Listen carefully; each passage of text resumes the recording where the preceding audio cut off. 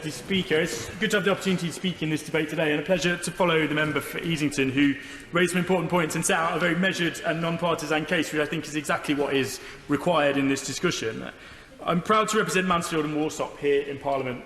For most of the 20th century, mining was the most important industry, and my constituency still has a proud coal mining heritage. It still dominates many aspects of our area, and the Mineworkers Pensions Scheme has been something that I've been working on since I was elected.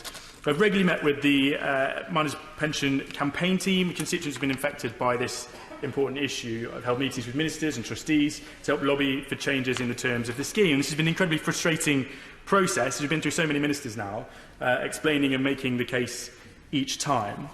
In March, I was pleased that the former minister met a delegation including Les Moore and my constituent Mick Newton, who's been a brilliant local campaigner on this issue in Mansfield. And Mick, alongside campaigners like Trevor Cook and many others, have been lobbying on this issue for many years. I recognise, and I think the ministers have had this discussion, who I've had this discussion with previously, also recognise the government has done far better out of this scheme than it ever imagined when it was first agreed. The arrangement was settled back in the 90s. It saw the UK government act as guarantee the scheme and all pensions in cash terms in return for a 50% share of future surpluses. It's important we recognise the importance of the government guarantee and the protection it's provided to former miners. It means the Trust has been able to invest with security, and they've done incredibly well with those investments. Some of the credit for the fantastic investment returns made from the scheme has to come back to the fact that that guarantee allows them to invest without risk. That being said, time's moved on. The risk has moved on. It's not the same as it was back then. And I do believe there's a case for revisiting the sharing arrangements. The balance should be tipped in favour of the miners, and the recipients of the scheme should keep more than that 50%. Governments had far more income from the scheme. I will give way. I'm just curious to understand what you just said. You think now it's time that the scheme is tipped in favour of the miners? What about before? Thank you for that. I think it's a fairly pointless question. I'm not in a position to go back and change the past. I'm in a position here in this chamber talking about now, and that's what I'm talking about. Government's had far more income from the scheme than it's ever imagined. Many of the beneficiaries, those that are still with us, are increasingly suffering with industry-related health conditions and are in need of support. It would be a relatively simple thing for government to simply shift the balance, offering perhaps a 70-30 split, or even further.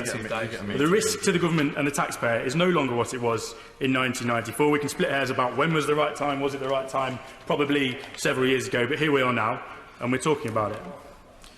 Colleagues have and will, I'm sure, go into great details about the costs and benefits of changing the balance. I've sought to do so previously with ministers, but I do feel the best advocates for the change are the mine workers themselves. That's why I've sought to get them together, campaigners, trustees and government, to discuss this. I believe it's now time for government to undertake a formal review of these arrangements and consider the case for reform in proper detail. Former coalfield communities are amongst the poorest in the country, and older people in particular struggle to make ends meet without savings or much support beyond their pension arrangements.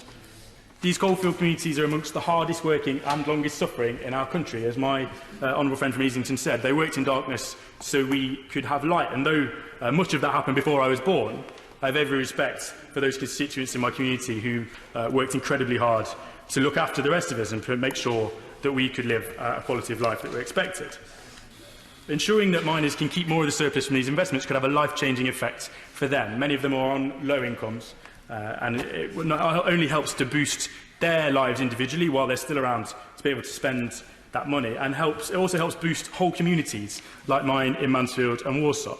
As my honourable friend from not yet right honourable friend from North West Leicestershire has said, more money for miners and more money in their pockets in communities like Mansfield is also money reinvested back into those deprived communities and helping to boost them in the future.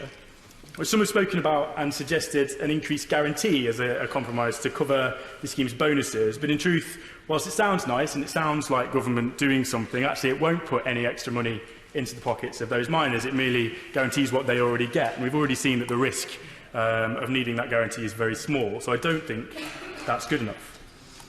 This is a chance for government to show that we are on the side of people who've worked very hard and paid into the system, and we will help them. That's, to me, what the Conservative Party should be about. So I hope that the new Minister and his department will work alongside the Treasury and the Trustees to review the scheme and ensure that the hard-working miners who gave so much to their communities, including in Mansfield, receive their fair share. And I look forward to discussing it with him further.